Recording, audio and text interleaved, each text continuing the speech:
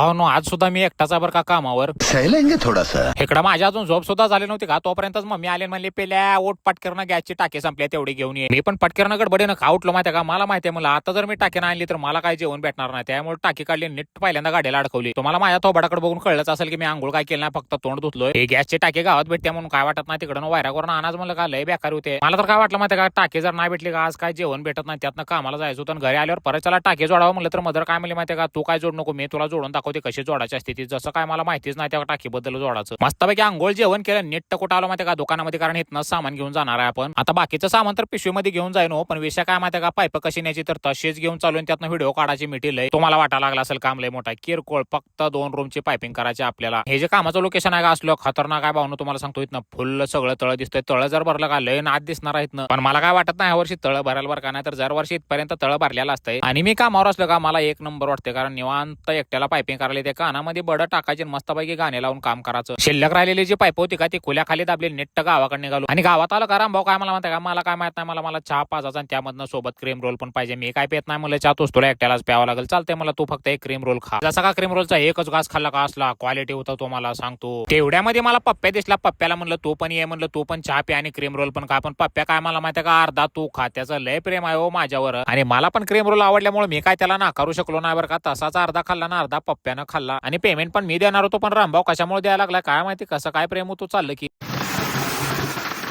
आणि सेंटरिंग वाली काय करायला ते माहितीये का पूर्ण सगळं बीम वगैरे सगळं भरून घ्यायला लागली ती. नंतर सगळा स्लॅब भरायला येते. शेवटच्या टप्प्यामध्ये हळूहळू स्लॅब यायला लागल्यावर माझं काय काम नव्हतं बरं का स्लॅबवर. त्यामुळे मी निघून आलो घरी. आणि रात्री काय मी जेवण करायला बाहेर गेलो होतो कारण बाबा म्हणला होता माझ्याकडे थोडे पैसे आले तर आपण दोघं जाऊन खर्च करून येऊ. आणि माघारी जेवून येताना एका हॉटेलमध्ये मला नेत्यासारखं कोणतरी दिसलं बरं का. परत बघतो तर नेता होता आणि दुसरं म्हणजे पाटील होतं. नेत्याला म्हणलं मला सोडून जेवायला आला तर मला म्हणला मला सोडून तू गेला म्हणून मी तुला सोडून आलोय. आणि अशा तऱ्हेने लॉकचा इथं शेवट झालाय असं जाहीर करतो. फुल्ल जेवण केलं आता फुल्ल दाबून झोपणार आहे. तुम्हाला जर आवडला तर लाईक शेअर फॉलो कमेंट तेवढं नक्की करा.